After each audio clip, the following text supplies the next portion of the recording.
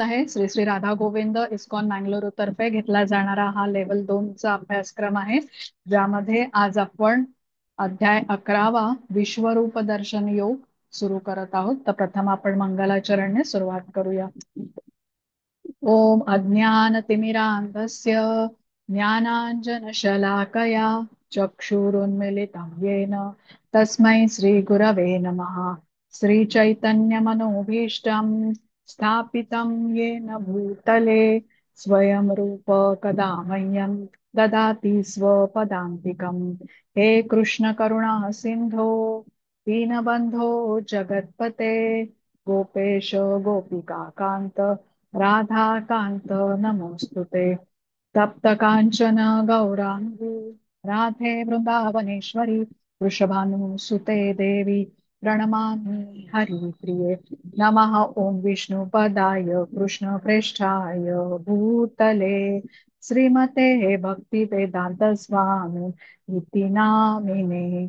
नमस्ते सारस्वते देवे गौरवाणी प्रचारिणे निर्विशेष शून्यवादी पाश्चात्य देशतारिणे. जय श्री कृष्ण चैतन्य प्रभु नित्यानंद श्री अद्वैत गदाधर श्रीवासादि गौर भक्त वृंद. हरे कृष्णा कृष्णा कृष्णा हरे हरे हरे राम राम राम हरे हरे. हरे कृष्ण सर्वांना. सर्वात प्रथम आपण श्रीला प्रभुपाद यांना साष्टांग प्रणाम करूया, ज्यांनी आपल्याला समजेल अशा शब्दांमध्ये भगवद्गीता आपल्याला समजावून सांगितली. त्यांनी लिहिलेल्या साध्या सोप्या भाषेमुळे भगवद्गीतेचं ज्ञान आपण ग्रहण करू शकत आहोत. श्री श्री राधा गोविंद इस्कॉन मँगलोरचे अध्यक्ष नामानिष्ठ दास प्रभूजी यांनाही सादर प्रणाम, ज्यांनी हा अभ्यासक्रम आपल्या सर्वांच्यासाठी बनवला आणि झूमद्वारे आपल्याला उपलब्ध करून दिला. यामुळेच घरी बसल्या या संधीचा आपण लाभ घेऊ शकत आहोत. अन्वय माताजींना प्रणाम करते, ज्यांनी मला भगवद्गीता शिकवली. तसंच इस्कॉनच्या सर्व पूर्ण मराठी टीमलाही धन्यवाद देते, त्यांनाही प्रणाम करते. आणि आज उपस्थित असणाऱ्या सर्व भक्तांना सादर प्रणाम. सर्वांचं परत एकदा स्वागत. तर आजपासून आपण विभूती योग सुरुवात 10वा अध्याय विभूती योगाचा होता, जो आपण संपवलेला आहे. आणि आज आपण 11वा अध्याय जो आहे विश्वरूप दर्शन योगला सुरुवात करत आहोत. आता कालच्या म्हणजे 10व्या अध्यायामध्ये कृष्ण अर्जुनाला म्हणाले होते की या जगामध्ये जी पण आपण ऐश्वर्य बघतो ती सर्व माझ्या अनंत विभूतींचा एक अंश आहे. श्रीला प्रभुपाद यांचं एक पुस्तक आहे, लाईफ कम्स फ्रॉम लाईफ, जीवन शक्तीचा उगम. यात प्रभुपाद आपल्या श्रीला प्रभुपाद कृष्णांच्या अचिंत्य शक्तींचं वर्णन करतात. श्रीला प्रभुपाद या पुस्तकामध्ये लिहितात की आत्मा हा भगवंतांचा अंश आहे आणि आत्म्यामध्येही या अचिंत्य शक्ती आहेत, पण कशा आहेत तर थोड्या मात्रेमध्ये किंवा थोड्या प्रमाणात आहेत. पण भगवंत कसं आहेत, परिपूर्ण आहेत आणि त्यामुळे त्यांच्यामध्येही परिपूर्णतेने या अचिंत्य शक्ती आहेत.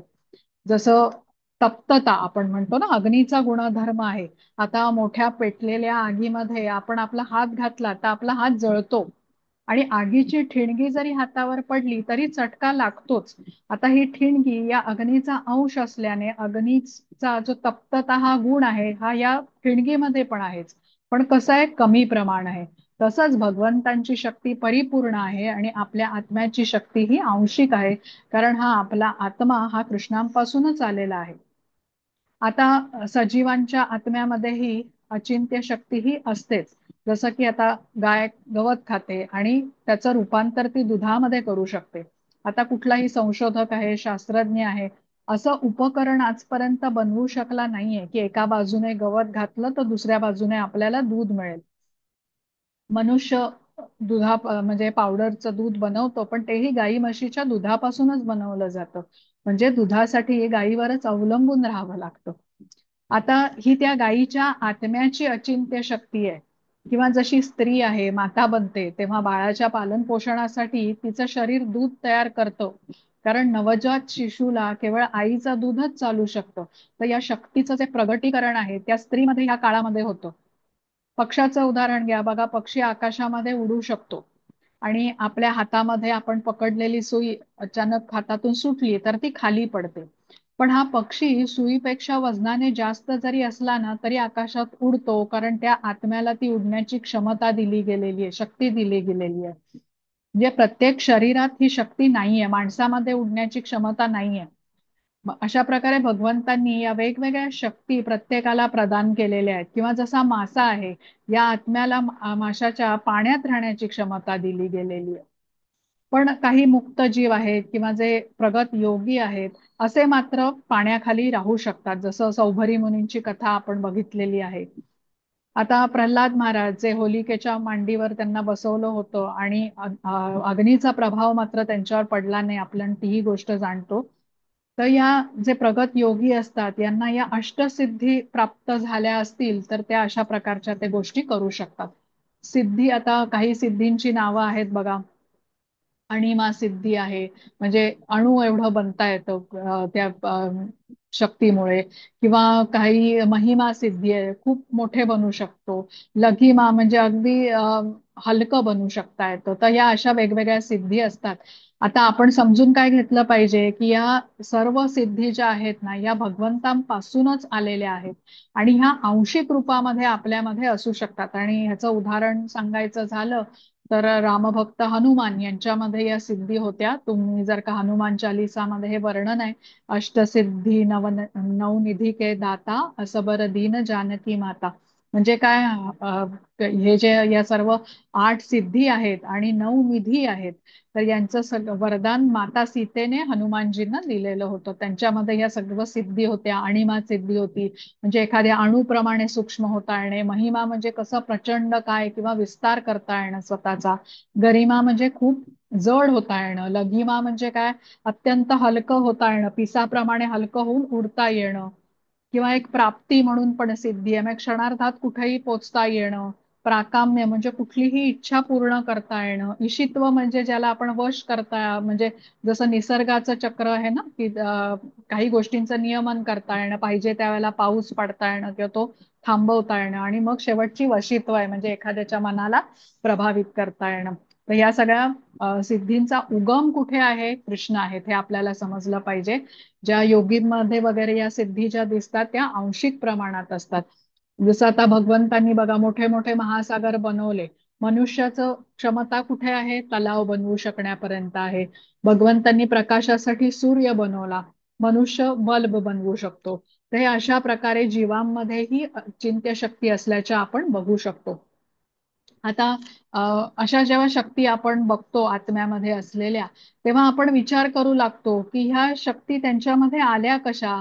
तर आता विभूती योग शिकल्यानंतर हे आपल्याला समजू शकतं. एखादं उदाहरण तुम्हाला सांगायचं झालं तर शकुंतला देवी तुम्हाला आठवत असतील तर गणितज्ञ होत्या बघा. मोठ्या संख्येचा गुणाकार भागाकार त्या क्षणार्धात करत असत. आणि ही परमात्म्याची शक्तीच आहे. आता दुसऱ्या कुठल्या बुद्धिमान व्यक्तीला ते गणित सोडवायला थोडा तरी वेळ लागेल, पण त्या क्षणार्धात हे करू शकत असतं. तर अशा प्रकारे जीवाला अशा विविध शक्ती प्रदान केलेल्या असतात भगवंतांनी. सायन्सचे जे विद्यार्थी असतील, कॉलेजमध्ये आपण ऑर्गॅनिक केमिस्ट्री हा विषय शिकलेलो आहोत. तर बेन्झिन असतं बघा, बेन्झिनचा शोध लावणारा एक जर्मन शास्त्रज्ञ होता. त्याची कथा फार प्रसिद्ध आहे. तर ह्या शास्त्रज्ञाचं नाव होतं केक्युले. आणि हा बेन्झिनचं स्ट्रक्चर किंवा त्याची रचना कशी आहे यावरती अनेक खूप काळ म्हणजे असं संशोधन करत होता. आणि एक दिवस तो बसमधून जात असताना त्याला झोप लागली थोडा वेळ. आणि झोपेमध्ये त्याला एक स्वप्न पडलं. आणि या स्वप्नामध्ये त्याने काय बघितलं की त्याला एक साप दिसला, जो असं वेटोळं करून बसलेला आहे आणि आपल्या तोंडानेच आपली शेपटी त्याने पकडलेली आहे. म्हणजे समजलं ना तुम्हाला, असं वेटोळं करून तो बसलाय. आता हे चित्र बघितल्यावर त्याची, म्हणजे ते स्वप्न बघितल्यावर त्याची झोपमोड झाली आणि तो जागा झाला. आता विचार करू लागला की काय स्वप्न पडलं मला, आणि काय त्याला त्या अर्थ समजे ना. मग त्याने जे स्वप्नामध्ये बघितलं ना, तर त्या एक कागद पेन घेऊन त्याने त्या कागदावरती ते चित्र काढलं सापाचं. तो चित्र घेऊन तो आता आपल्या प्रयोगशाळेमध्ये गेला आणि तिथे पोचताच त्याला म्हणतात तसा एक, म्हणजे पटकन असा प्रकाश पडतो ना डोक्यामध्ये, तसा तो प्रकाश त्याला पडला की हे बेन्झिनचं स्ट्रक्चर आहे. आता बघा, स्वप्नामध्ये परमात्म्याने त्याला दाखवलं कशी आंतरिक प्रेरणा मिळते. तर भगवंत अशा काही खास शक्ती अशा गोष्टी असतात ज्या दिव्याला प्रदान करतात. आणि त्या परमात्मा रूपाने उपस्थित असतात भगवंत, त्यामुळे ही आंतरिक प्रेरणा देतात. आता सर्व शक्तींचा उगम आपण म्हटलं कृष्ण आहेत, कारण विभूती योगामध्ये कृष्णांनी हे आपल्याला सांगितलं. जी चतुर्श्लोकी गीता आपण बघितली त्याच्यामध्ये पहिल्या श्लोकातलं पहिली ओळ जी होती, अहम सर्वस्य प्रभवो, या सर्व गोष्टींचा उगम, मग ती भौतिक जगामधला असो किंवा आध्यात्मिक जगत, सर्व जगतातील सर्व गोष्टी या माझ्यापासूनच आलेल्या आहेत. तर हा जी चतुर्श्लोकी गीता आपण बघितली, हे जे 4 श्लोक होते याला भगवद्गीतेचं सार मानलं जातं. तर कृष्ण अर्जुनाला इथे म्हणतात की अर्जुन, ज्या भक्तांचा माझ्यावरती अतूट असा विश्वास असतो की मीच आध्यात्मिक आणि भौतिक जगाचा उगम आहे, असा भक्त जाणतो की मीच परम सत्य आहे आणि तो माझ्या चरणांशी लीन होऊन मनपूर्वक माझी भक्ती करतो. तर असे अनेक भक्त होऊन गेले की ज्यांनी भगवंतांना जाणलं की ते सर्व गोष्टींचा उगमस्थान आहे. दुसऱ्या श्लोकामध्ये चतुर्श्लोकीच्या कृष्ण म्हणतात की सर्व ब्रह्मांडांचा उगम मीच आहे, तरीही प्रत्येक ब्रह्मांडामध्ये मी अवतरित होतो लीला करण्यासाठी. जीवांना सुप्त अवस्थेमध्ये जाग करून भगवत धामामध्ये परत येण्यासाठी ज्ञान मी देतो आणि यासाठी अनेक अवतारांमध्ये मी प्रगट होतो. ज्या वेळेला मधुर लीलांचं वर्णन भक्त शास्त्रामधून वाचतात तेव्हा ते माझ्यावर अधिकच प्रेम करतात. आणि प्रेम आहे माझ्यावरती म्हणूनच ते कसे त्यांचं वर्णन होतं, मच्चिता मद्गत प्राणा बोधयंत परस्परम, म्हणजे आपापसात बसून माझ्याविषयी चर्चा करतात आणि जेवढ्या माझ्या लीलांच्या विषयी ते श्रवण करतात तेवढा अधिक त्यांचा दृढ संबंध माझ्याबरोबर जोडला जातो.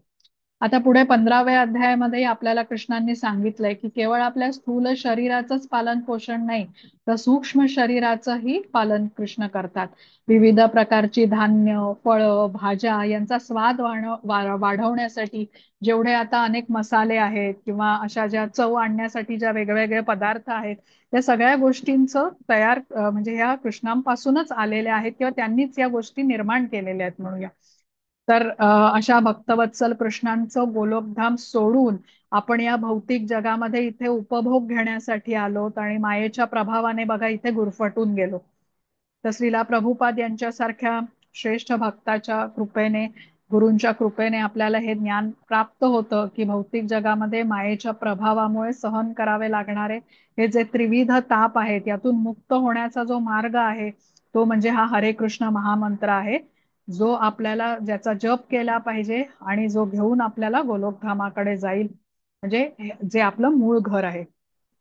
तिसऱ्या श्लोकामध्ये चतुर्श्लोकीच्या आपण बघितलं की कृष्ण सांगतात की जे भक्त माझी प्रेमपूर्वक सेवा करतात, भक्ती सेवेमध्ये जोडलेले असतात, त्यांना मी बुद्धी देतो. आणि जे भक्त कृष्णांच्या नाम गुण रूप लीला यांचं वर्णन करण्यामध्ये रमतात, तर कृष्ण त्यांना बुद्धी देतात ज्याद्वारे तो भक्त भगवत धामामध्ये परत यायचा मार्ग शोधू शकतो. आता चौथ्या श्लोकामध्ये कृष्ण म्हणालेले आहेत चतुर्श्लोकीच्या की कोणाला जर आता लिहिता वाचता येत नसेल पण तो प्रामाणिक प्रयत्न जर का करत असेल भक्ती सेवेमध्ये, तर कृष्ण स्वतः त्याच्या हृदयामध्ये जे स्थित आहेत परमात्म्या रूपाने, ते त्या व्यक्तीचे प्रयत्न जाणून त्याच्या हृदयामध्ये ज्ञानाचा दीप प्रज्वलित करतात. म्हणजे हृदयातूनच सद्विवेक बुद्धी त्याला देतात आणि मार्गदर्शन करतात, भगवत धामात जाण्याची प्रेरणा कृष्ण त्याला देतात. तर या 4 श्लोकांमधून चतुर्श्लोकीच्या आपण संबंध, अभ्युदय आणि प्रयोजन हे समजून घेतलं होतं. संबंध काय की मी कोण आहे, तर मी आत्मा आहे. मग भगवंत कोण आहेत आणि माझं आणि कृष्णांचं काय नातं आहे, तर कृष्ण स्वामी आहेत आणि मी त्यांचा सेवक आहे, हे संबंध ज्ञान झालं. अभ्युदय म्हणजे काय, ऍक्टिव्हिटी किंवा कृती आपण करतो जेव्हा आपण सेवक आहोत आणि कृष्ण माझे स्वामी आहेत म्हणतो, तर त्यांच्या सेवेसाठी मग आपण काय कृती करू, तर नवविधा भक्तीमध्ये आपण जोडून घेऊ स्वतःला. आणि ह्याचं प्रयोजन काय, तर कृष्ण प्रेमाची आपल्याला प्राप्ती होईल. तर आता आज आपण अध्याय 11 कडे वळतोय, विश्वरूप दर्शनाचा योग आहे. आणि ह्या 10व्या अध्यायातला जो शेवटचा श्लोक होता, 42वा श्लोक, तो मी 1 मिनिट जरा काढते, इथे असेल.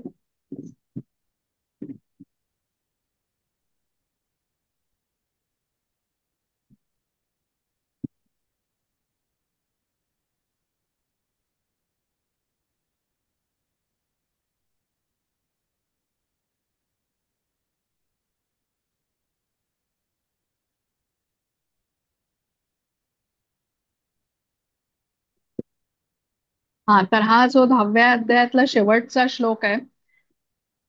अथवा बहुनैतेन किं ज्ञातेन तवार्जुन विष्ठभ्य इहम इदम कृत्स्नम एकांशेन स्थितो जगत. परंतु हे अर्जुन, या सविस्तर ज्ञानाची काय आवश्यकता आहे? माझ्या केवळ एकाच अंशाने मी हे संपूर्ण विश्व व्यापून धारण करून राहिलेलो आहे. म्हणजे इथे ही जी ओळ आहे, विष्टभ्य हा अहम इदम कृत्स्नम एकांशेन स्थितो जगत. म्हणजे माझ्या एकाच अंशाने मी संपूर्ण जग व्यापलेलं आहे. आता हे ऐकल्यावरती अर्जुनाचा प्रश्न आहे की कृष्ण हे सर्वव्यापी कसे आहेत? संपूर्ण जग हे एका अंशाने त्यांनी कसं व्याप्त केलेलं आहे? या भौतिक जगामध्ये ते कसे प्रविष्ट होतात, हे आता अर्जुनाला जाणून घ्यायचं आहे. म्हणून तो कृष्णांना विनंती करतो की तुम्ही या जगात कसे कृष्णा प्रविष्ट झालात, कसे कार्यरत आहात, हे मला तुम्ही सांगा. आता इथे अर्जुनाने कृष्णांना आपलं त्यांचं विश्वरूप दाखवण्याची विनंती केलेली आहे.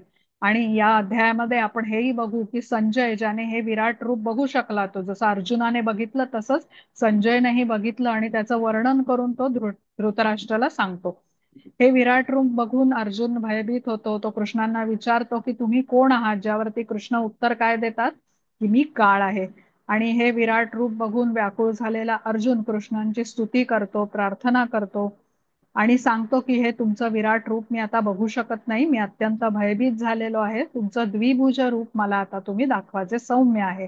आणि कृष्ण जे भक्तवत्सल आहेत, भक्ताची इच्छा मान्य करून आता ते विराट रूप समाप्त करतात आणि मग आपल्या प्रथम चतुर्भुज रूपामध्ये आणि मग द्विभुज रूपामध्ये अर्जुनाच्या समोर प्रगट होतात.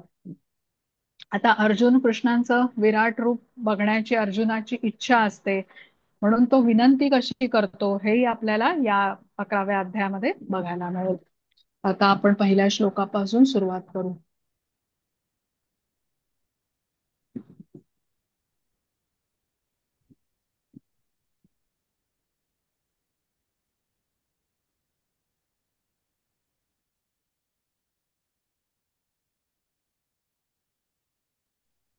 हा, हरे कृष्ण मीनल माताजी.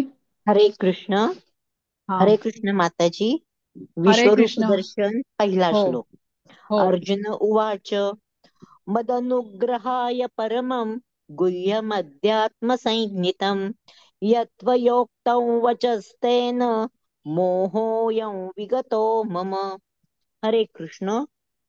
हरे कृष्ण. अर्जुन म्हणाला, या हा वाचा. परमगुह्य आध्यात्मिक विषयाबद्दल तुम्ही कृपावंत होऊन जे उपदेश दिले आहेत ते ऐकून माझा मोह नष्ट झाला आहे. हरे कृष्ण. हरे कृष्ण. आता बघा, इथे अर्जुन काय म्हणतोय की त्याचा मोह नष्ट झालाय. कोणत्या मोहाबद्दल अर्जुन बोलतोय बरं? काय वाटतंय तुम्हाला? अर्जुनाला कुठला मोह होता जो नष्ट झालाय म्हणून इथे म्हणतोय? त्याला आपल्या नातेसंबंध जपण्याचा. कुठलं आम्हाला ऐकू नाही आलं नीट माताजी. नातेसंबंध जपण्याचा. नातेसंबंध जपण्याचा, बरोबर. अजून कोणाला काही सांगायचंय? हा, म्हणजे आता हे बरोबर आहे, माताजींनी सांगितलेलं हे बरोबर आहे. पण आता म्हणजे माझे स्वजन आहे तसं तो म्हणत होता ना. तर आता बघा, आपण भगवद्गीतेच्या 11व्या अध्यायापर्यंत आलो. हा, तर ह्या गोष्टीला काय म्हणतात? नातेसंबंध जपण्याचा. ह्याचं थोडं सखोल जा बरं. याला काय म्हणतात? ही कुठली प्रवृत्ती आहे किंवा वृत्ती म्हटली जाते? त्याला एक शब्द आहे, आठवतोय का? लोभ, देहात्म बुद्धी. देहात्म देहात्म. बुद्धी. हा, देहात्म. देहात्म बुद्धी म्हणजे काय? मी शरीर आहे. आता मी शरीर आहे ही मोहग्रस्त अवस्था आहे. मी शरीर मानल्यामुळे शरीरासंबंधी जे काही आहे ते मला अधिक प्रिय वाटतं, जसे की नातेसंबंध. कळलं का? हा, हो. घर आहे किंवा स्वतःची इंद्रिय तृप्ती, शरीराशी संबंधित जे काही आहे ते मला प्रिय वाटतं. हा देहात्म बुद्धी, हा मोहग्रस्त अवस्था झाली. आणि जेव्हा मी शरीर नसून मी आत्मा आहे हे मानल्यावरती दृष्टिकोन कसा असतो की कृष्ण स्वामी आहेत, मी त्यांचा सेवक आहे आणि कृष्णांच्या सेवेत मला कार्य केलं पाहिजे. आता हा जो मोह आहे ना देहात्म बुद्धीचा, हा अर्जुनाचा नष्ट झालेला आहे. आणि तो नष्ट झाल्यामुळे त्याने आधीच्या अध्यायामध्ये जो श्लोक म्हटला, परब्रह्म परमधाम पवित्रम परमम भवान पुरुषम शाश्वतम दिव्यम आदिदेवम अजम विभूम, म्हणजे कृष्णांचं श्रेष्ठत्व तो तिथे स्वीकार करतो आहे की मी तुमचा सेवक आहे आणि तुम्ही माझे स्वामी आहात. आणि आता त्याचा दृष्टिकोन बदललाय, कृष्णांना स्वामी मानून सेवक मानून त्यांच्या सेवेत तो हा कार्य करणार आहे. म्हणून तो जे हा मी युद्ध हे करणार आहे तो घेतो. कृष्णांच्या आनंदासाठी करणार आहे. हा, तर हा फरक आहे, हा त्याचा मोह नष्ट झालेला आहे. आता दुसऱ्या अध्यायापासून 10व्या अध्यायापर्यंत अर्जुनाने ज्ञान घेतलेलं आहे की कृष्ण कोण आहेत. तर कृष्ण सर्व यज्ञांचे तपांचे भोक्ता आहेत आणि आपण जे काही केलं पाहिजे ते कृष्णांच्या आनंदासाठी केलं पाहिजे, हेही अर्जुनाला समजलंय, जे त्याचं कर्तव्य आहे म्हणून. आता कृष्णांनी अर्जुनाला ज्ञान दिलंय की आत्मज्ञान ज्याला म्हटलं आपण, की तू शरीर नसून तू आत्मा आहेस आणि आत्मा कसा आहे, शाश्वत आहे. हे सगळं आता कृष्णांकडून जाणून घेतल्यानंतर त्याचा मोह नष्ट झालेला आहे. आणि अर्जुन कृष्णांना आता इतके, आधी कसं होतं त्यांचं नातं, हे सखा मित्र साख्य सख्य रसामध्ये बघत होता ना, परम सखा म्हणून मानत होता. पण आता 10व्या अध्यायात जेव्हा कृष्ण म्हणाले की अहम सर्वस्य प्रभवो, सर्वस्य प्रभवो म्हणजे काय, मी भौतिक आणि आध्यात्मिक जगाचा उत्पत्ती करताय, सर्व कारणांचा आधी कारण आहे. आता हे जेव्हा अर्जुनाला समजतं की माझा हा जो जीवलक सखा आहे कृष्ण, तो एवढा महान आहे, एवढा सर्वश्रेष्ठ आहे, हा विचार करून आता अर्जुनाला खूप आनंद होतोय. आता हेच ज्ञान जेव्हा आपण परंपरेतून आलेल्या आध्यात्मिक गुरूंकडून घेतो तेव्हा आपलाही मोह नष्ट होतो. बघा, आपणही सर्व देहात्म बुद्धीमध्येच आहोत. आपल्याला इंद्रिय तृप्ती श्रेष्ठ वाटते, आपल्याला आपले नातेसंबंध जवळचे वाटतात. तर हा दृष्टिकोन बदलण्याच्या साठी की आपण आपलं खरं स्वरूप, आत्म्याचं काय स्वरूप आहे, तर आपण कृष्णांचे सेवक आहोत आणि कृष्ण आपले स्वामी आहेत, हे ज्ञान जेव्हा आपण परंपरेतून आलेल्या आध्यात्मिक गुरूंकडून घेतो, तर त्यावेळेला आपल्याला हे नातं, जो संबंध ज्ञान आहे आणि अभ्युदय काय आहे आणि प्रयोजन काय आहे, हे समज म्हणजे व्यवस्थित आपल्याला स्पष्टपणे समजू शकतं. तेव्हा आपला मोहही नष्ट होतो. तर अज्ञानामुळे आपली भौतिकाकडे आसक्ती आहे, ती ज्ञान घेतल्याने आता समाप्त होते आणि आपला मोह मग नष्ट होऊ शकतो. कृष्ण सर्वश्रेष्ठ आहेत हे आपणही मान्य करतो. आता जे सर्व ऋषी मुनी आहेत किंवा देवदेवता आहेत, सर्व जीवात्मे आहेत, म्हणजे या सृष्टीमध्ये जे काही आहे त्याचं कारण सर्व कृष्ण आहेत. म्हणून कृष्णांना अवतार न म्हणता कृष्णांना अवतारी म्हटलं जातं. अवतारी म्हणजे काय, की ज्यांच्या पासूनच सर्व अवतार, म्हणजे इथे जे काही आहे चराचर ते सगळं कृष्णांपासूनच आलेलं आहे. स्वांश तर अर्थात त्यांचेच अंश आहेत, म्हणजे त्यांचेच अवतार आहेत. आणि विभिन्नांश जसे आपण आहोत जीव, हे सर्व कृष्णांपासूनच आलेले आहेत, म्हणून कृष्णांना अवतारी म्हटलं जातं. तर इथे आपण समजून घेऊया की हे ज्ञान प्राप्त करून मोह नष्ट होणे म्हणजे ही कृष्णांची कृपा होय, एखाद्या जीवावर झालेली, बद्ध जीवावर झालेली.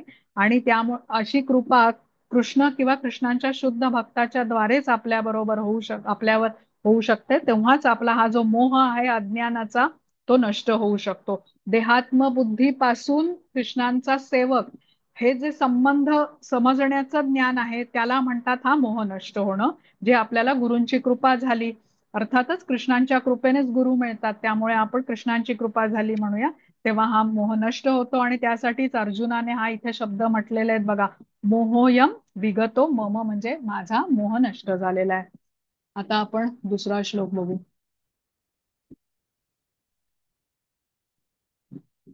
हा, हरे कृष्ण. हा, मिनल माताजी वाचता, तुम्ही म्यूट आहात. हे सगळे अवतार झाले म्हणजे ते श्रीकृष्णाचा जो होता हा अवतार धरायचा का, मग तो अवतारी धरायचा, कारण आपण रामानंतरचा अवतार श्रीकृष्ण म्हणतो ना. हो हो, आता मग जे त्या खरे, हा श्रीकृष्णाच्या हा जो अवतार आहे त्याचं नावही कृष्ण आहे, पण जे हा परमेश्वर आहेत कृष्ण, ते अवतारी म्हटले जातात, कारण त्यांच्यापासूनच हे अवतार आलेले आहेत. जसा राम हा एक अवतार आहे, तसाच हा जे गोकुळामध्ये जो अवतार घेतला होता त्या अवताराचं नाव कृष्ण आहे. हा, अर्थात हा ते आहेत कृष्णच. हा हा हा, म्हणजे पण गोलोकात राहणारे जे आहेत ते सर्वोत्तम जे कृष्ण आहेत ते हा, अवतारी. ते अवतारी. हा, अवतारी, हा ते अवतारी. अवतारी. आणि हा हे जे आहेत ते त्यांचे सर्व स्वांश आहेत. गोकुळातला आहे तो अवतार. हा, म्हणजे हं, स्वांश त्यांच्यापासून आलेले. आता ह्यांना हं, स्वांश का म्हटलं जातं, कारण हे कृष्णांचेच विस्तार आहेत, फक्त कमी जास्त प्रमाणात त्यांच्यामध्ये शक्ती आहेत. कृष्ण सर्व शक्तींनी युक्त आहे, षड ऐश्वर्य पूर्ण, आणि जे काही 64 क्वालिटीज म्हटल्या जातात, जे हो आता आपण त्या सर्वांनी युक्त कृष्ण आहेत, जे गोलोकामध्ये आहेत. आणि अवतार हे काहीतरी स्पेसिफिक कार्यासाठी होतो, हो ना. मग ती हो ती कार्य करण्यासाठी त्यांना ती शक्ती प्रदान केली जाते. आता आपल्याला रामाचा अवतार माहिती आहे, आपण रामायण वाचलेलं आहे. जेवढ्या लीला कृष्णांनी केल्या तेवढ्या रामांनी नाही केल्या बघा, हो ना. हो हा, म्हणजे अ, कार्य वेगळं होतं असं. हम्म. हम्म. हा, तर ते असं प्रत्येक अवताराचं काहीतरी स्पेसिफिक कार्य असतं, आणि हा त्याप्रमाणे ते लीला किंवा त्यांचे गुण तिथे म्हणजे एक्सप्रेस करतात, असं आहे. हा पण जे सर्व शक्तिमान, ज्यांना साक्षात परम पुरुषोत्तम भगवान श्रीकृष्ण म्हणतो, ते गोलोकधामात आहे. हम्म. ते अवतारी आहेत, हे आपल्याला समजायचं. हो, प्रत्येकाला काहीतरी एम होतं, म्हणजे ह्याचा हा वध करायचा, रावणाचा वध करायचा आहे, किंवा हा हा हिरण्यकश्यपूचा वध करायचा आहे. हा म्हणजे धर्म संस्थापनार्थाय हे तर आहेच, बरोबर ना. हम्म. पण हो. त्याच्या बरोबरही काही काही कार्य झाली त्यांची. हम्म. हम्म. हा, आता राम मर्यादा पुरुषोत्तम हे रामासाठी हो. आपण म्हणतो, हो ना. म्हणजे मनुष्य जीवनात काय आपण हे केलं पाहिजे, त्या हम्म. दृष्टीने रामाचा अवतार आहे. इथे कृष्णांचा अवतार आहे आपल्याला अजून सखोल ज्ञान देण्यासाठी. हम्म. म्हणजे कलियुगाच्या दृष्टीने आपण जे आता भगवद्गीतेचं ज्ञान घेतो आहोत, किंवा श्रीमद हो. भागवतमचा, म्हणजे कृष्णांचा अवतार संपला त्याच वेळेला हे हम्म. भागवतमची रचना बघा सगळी झाली. आणि पुढे परीक्षित महाराजांच्या म्हणजे त्यांना जे सांगितलं गेलं, तिथून पुढे ते कलीचं सगळं सुरुवात झाला, प्रवेश झाला हम्म. म्हणजे. तर म्हणजे त्या त्या अवताराचं ते ते कारण म्हटलं जातं, आणि कार्य होतं. त्याप्रमाणे शक्ती त्यांच्या प्रदर्शित होतात. आता व्यासदेव आहेत, व्यासदेव शक्त्यावेश अवतार म्हणतात ना. त्यांनी हम्म. रचना केली, एवढी त्यांना शक्ती दिली गेली की हा सगळा वेद, उपनिषद, भगवद्गीता, श्रीमद प्रतिभा भागवतम एवढी होती, तर एवढी एवढी मोठी प्रतिभा प्रतिभा. दिली गेली. हा, तर हे हम्म. प्रत्येक अवताराला काहीतरी त्यांनी दिलेलं एक शक्ती म्हणूया, जी त्यांचीच विभूती आहे, आणि त्यासाठी ती त्या त्या जीवाला तशी ते प्रदान करतात. हं? हम्म. तर म्हणून अवतारी म्हणायचं त्यांना. हा, चालेल. आता आपण दुसरा हम्म. बघूया का. हा, वाचता माताजी. मीच वाचू का का दुसरं हो, कोणी वाचतंय? बरं, तुम्ही वाचते. वाचा श्लोक. हरे योजना कृष्ण. माताजी हे वाचतील. हा, खालचे वाचतील हा. तात्पर्य हं, किंवा त्याचा अर्थ. हं. हरे कृष्ण. भवाप्ययौ हि भूतानां श्रुतौ विस्तरशो मया त्वत्तः कमलपत्राक्ष महात्म्यमपि चाव्ययम्. हरे कृष्ण. हरे कृष्ण. हे कमलनयना, देवांच्या उत्पत्ती आणि लयाबद्दल मी तुमच्याकडून सविस्तरपणे ऐकले आहे, आणि मला तुमच्या अगाध अव्ययी महात्म्याची अनुभूतीही झाली आहे. हरे कृष्ण. हरे कृष्ण. आता आपला सखा कृष्ण एवढा सर्वश्रेष्ठ आहे, महान आहे, याचा आनंद अर्जुनाला एवढा झालाय की इथे कमलपत्राक्ष असं तो कृष्णाला संबोधतोय. तर कमलपत्राक्ष म्हणजे कमलनयन, कृष्णांचे डोळे कसे आहेत, कमलासारखे विशाल आहेत, कोमल आहेत, सुंदर आहेत, म्हणून अशा नावाने त्यांनी हाक मारली आहे.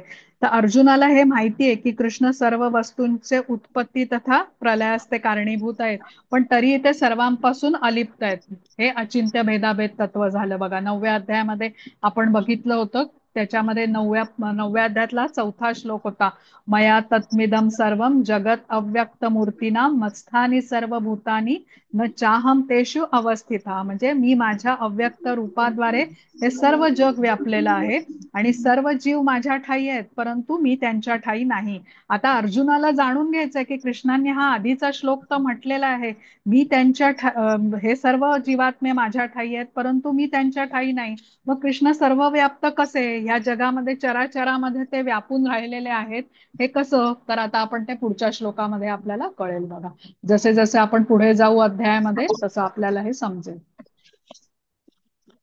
हा, हरे कृष्ण. हरे कृष्ण.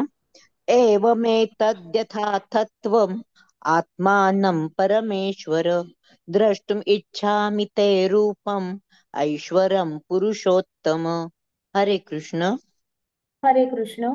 हे पुरुषोत्तम, हे परमेश्वर, तुम्ही स्वतः वर्णन केल्याप्रमाणे तुमचे मूळ स्वरूप मी जरी माझ्या समोर पाहत असलो, तरीही या प्राकृत सृष्टीत तुम्ही कसे प्रविष्ट झाला आहात हे मी पाहू इच्छितो. मला तुमचे ते रूप पाहण्याची इच्छा आहे. हरे कृष्ण. हरे कृष्ण. आता इथे अर्जुन म्हणतोय की या प्राकृत सृष्टीत तुम्ही कसे प्रविष्ट झाला आहात हे मी पाहू इच्छितो.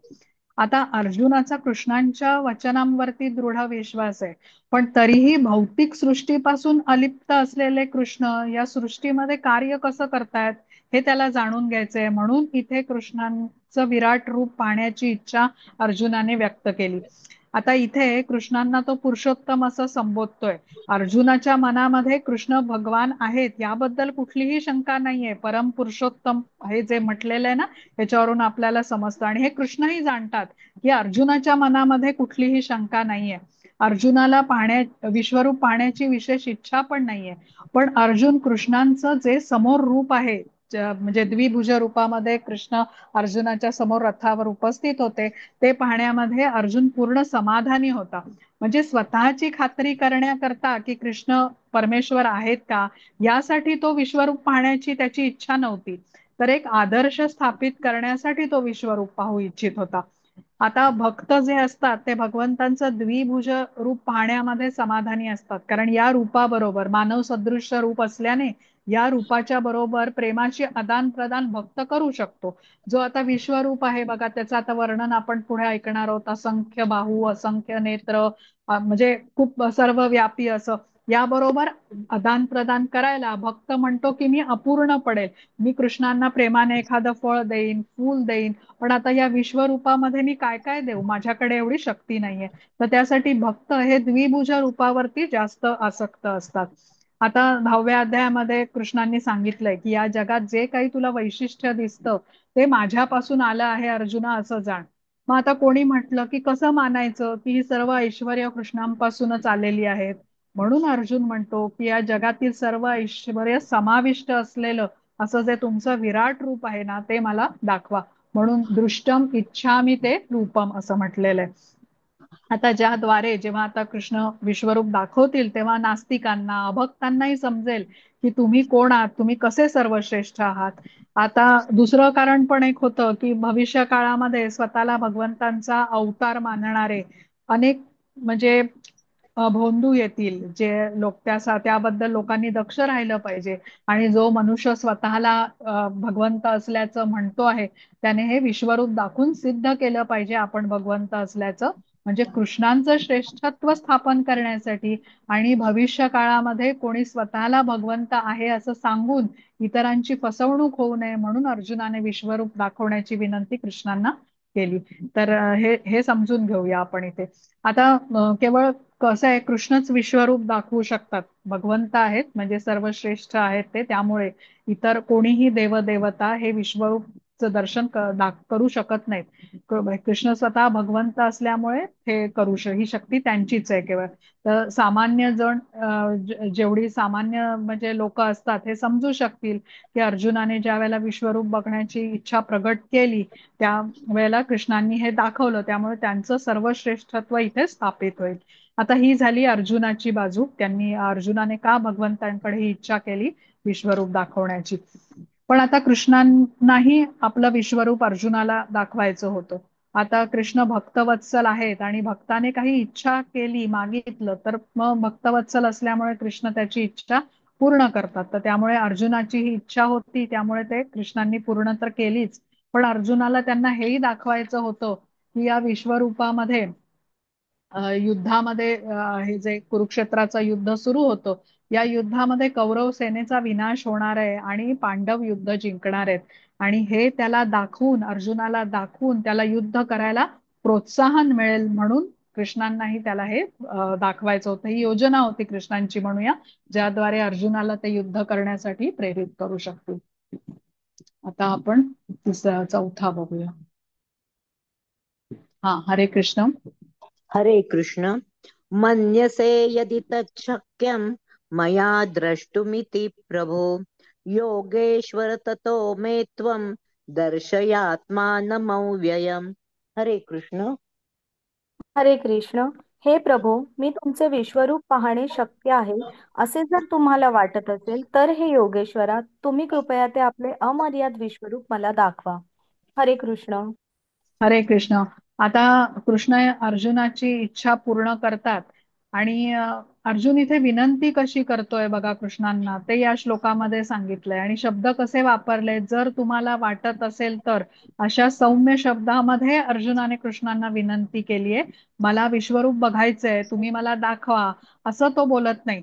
अर्जुनाने कृष्णांचं श्रेष्ठत्व स्वीकार केलेलं आहे, ते सर्वोच्च आहेत, परमपुरुषोत्तम भगवान आहेत, हे त्याला मान्य आहे. तर त्यामुळे आपण कोणाला आता जेव्हा श्रेष्ठ मानतो आपल्यापेक्षा, तर त्यावेळेला वरिष्ठांना आपण कधी आदेश देत नाही, त्यांची इच्छा सर्वोच्च मानून त्या गोष्टीला मान देतो. तर अर्जुन इथे प्रार्थनापूर्वक विनंती करतोय कृष्णांना.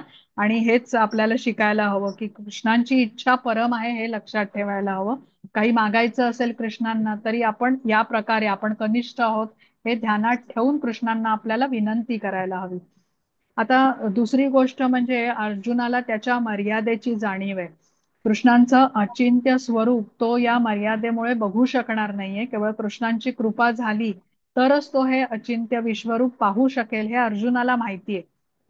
आपली इंद्रिय आपण म्हणतो ना अपूर्ण आहेत, आणि या अपूर्ण इंद्रियांनी आपण पूर्णत्वाला जाणू शकत नाही. अर्जुनाची भावना कशी आहे बघा, तो कृष्णांना म्हणतोय की तुम्ही जे रूप मला दाखवणार ते बघण्याची क्षमता माझ्यामध्ये असेल तर मला ते रूप दाखवा, आणि माझ्यात ती क्षमता नसेल तर तुम्हीच मला ती द्या, ज्याद्वारे हे रूप मी बघू शकेल. आता कृष्ण, तुम्ही म्हणालात की ही क्षमता तुला प्राप्त होऊ शकत नाही, तू एवढं विराट रूप बघू शकणार नाहीस, तर तेही मला मान्य आहे. म्हणजे तुम्ही जे म्हणाल त्याचा मी स्वीकार करेन, ही अशी अर्जुनाची भावना आहे. म्हणून योगेश्वर असं तो कृष्णांना इथे संबोधतो बघा. तर तुम्ही योगेश्वर आहात, तुमची इच्छा असेल तर माझ्यावर कृपा करा, अशी याचना अर्जुनाने इथे केलेली आहे. आता अपूर्ण इंद्रिय म्हणजे काय हे आपण जरा समजून घेऊया. अ, आता आपल्या डोळ्याने बघा काय मर्यादा कशी असते, की भिंती पलीकडे काय असेल किंवा भिंतीच्या मागे काय असेल हे आपण बघू शकत नाही आपल्या डोळ्यांनी. किंवा खूप दूरचंही आपल्याला दिसत नाही, समोर असेल तर आपण बघू शकतो, बाजूचं आपण बघू शकत नाही. किंवा डोळ्यांनी अतिशय छोटे जीवाणूही आपण बघू शकत नाही. म्हणजे डोळ्याची क्षमता मर्यादित आहे. तसंच कानाची पण क्षमता आहे, आपल्या काही रेंज मधलेच ध्वनी आपण ऐकू शकतो. तशी सर्व आपल्या अवयवांची मर्यादा आहे. तर वैज्ञानिक पण बघा सांगतात ती गोष्ट आत्मविश्वासाने किंवा ठामपणे कुठली गोष्ट ते सांगू शकत नाहीत की हे सत्यच आहे. त्यांनीही सांगितलेलं संशोधन किंवा त्यांचंही सत्य बदलत राहतं. जसं जसं संशोधन पुढे होत जातं तसं त्यांनी दिलेलं म्हणजे काय म्हणतात ते निष्कर्ष बदलतो. त्यामुळे हे अपूर्ण इंद्रिय म्हटली जातात आपली. आता अगदी सध्याचीच घटना घ्यायची तर बघा, जो विमान अपघात झाला होता ज्याचा रिपोर्ट आता कालच समोर आलेला आहे. आणि तरी नेमकं आता एवढं सगळं झाल्यानंतरही नेमका कशामुळे अपघात झाला हे कोणीच सांगू शकत नाही. इतके अनेक लोक त्या कमिटीमध्ये आहेत, एवढे त्याच्यामध्ये त्यांना ज्ञान आहे, पण तरीही ठामपणे कोणी सांगू शकत नाही की हे एक कारण होतं. कारण आता ह्या सगळ्यांचं कारण आहे आपण समजू शकतोय की अपूर्ण इंद्रिय. आता या अपूर्ण इंद्रियामुळेच आपण भ्रमित होतो आणि कधी या दोरीला साप समजतो तर कधी सापाला दोरी मानून मानून बसतो. म्हणजेच आपण चुका करतो. आणि या चुका झाकण्यासाठी इतरांना आपण धोका पण देतो. आता हे सर्व जे चार दोष आहेत ना, हे सर्व मनुष्यामध्ये आढळतात. आणि त्यामुळे आपण हे जे ज्ञान घेतो ना, हे भगवंतांनी दिलेलं ज्ञान किंवा गुरूंकडून मिळालेलं ज्ञान आपल्याला विनम्रपूर्वक घेतलं पाहिजे आणि ते मान्य केलं पाहिजे. आता आपण ना इथलं थोडस वाचूया तात्पर्यामधलं, ज्याने आपल्याला समजू शकेल. माताजी वाचता तात्पर्य, पूर्ण वाचा तात्पर्य या श्लोकाचं. कोण हरे वाचता? योजना, योजना माताजी वाचा. हा हरे कृष्ण. तात्पर्य असे म्हटले आहे की भौतिक इंद्रियांद्वारे मनुष्य भगवान श्रीकृष्णांना पाहू शकत नाही, ऐकू शकत नाही, तसेच त्यांचा अनुभवही करू शकत नाही. परंतु प्रारंभापासूनच जर मनुष्य भगवंतांच्या दिव्य प्रेममयी सेवेमध्ये संलग्न झाला तर त्याला भगवंतांचा साक्षात्कार होऊ शकतो. प्रत्येक जीव हा केवळ एका स्फुल्लिंगाप्रमाणे आहे, म्हणून तो भगवंतांना पाहू किंवा जाणू शकत नाही. भक्त म्हणून अर्जुन हा आपल्या तर्कशक्तीवर अवलंबून राहत नाही. उलट तो जीव या दृष्टीने आपल्या मर्यादत्वाचा स्वीकार करतो आणि श्रीकृष्णांचे अचिंत्य स्वरूप मान्य करतो. अर्जुन जाणून होता की जीवाला अमर्यादित अनंताचे पूर्ण ज्ञान होणे शक्य नाही. जर अनंताने जीवाला स्वतःला जीवासमोर प्रकट केले तर अनंताच्या कृपेने जीव अनंताचे स्वरूप जाणू शकतो. या श्लोकातील योगेश्वर हा शब्द सुद्धा अत्यंत महत्वपूर्ण आहे, कारण भगवंतांची शक्ती अचिंत्य आहे. भगवंतांची इच्छा असेल तर ते स्वतः अनंत असूनही स्वतःच्या कृपेमुळे स्वतःला प्रकट करू शकतात. म्हणून अर्जुन श्रीकृष्णांकडे त्यांच्या अहैतुकी कृपेची याचना करीत आहे. तो श्रीकृष्णांना आज्ञा करीत नाही. जोपर्यंत मनुष्य पूर्णपणे कृष्ण भावना भावित होऊन श्रीकृष्णांना शरण जात नाही आणि भक्तीमध्ये संलग्न होत नाही,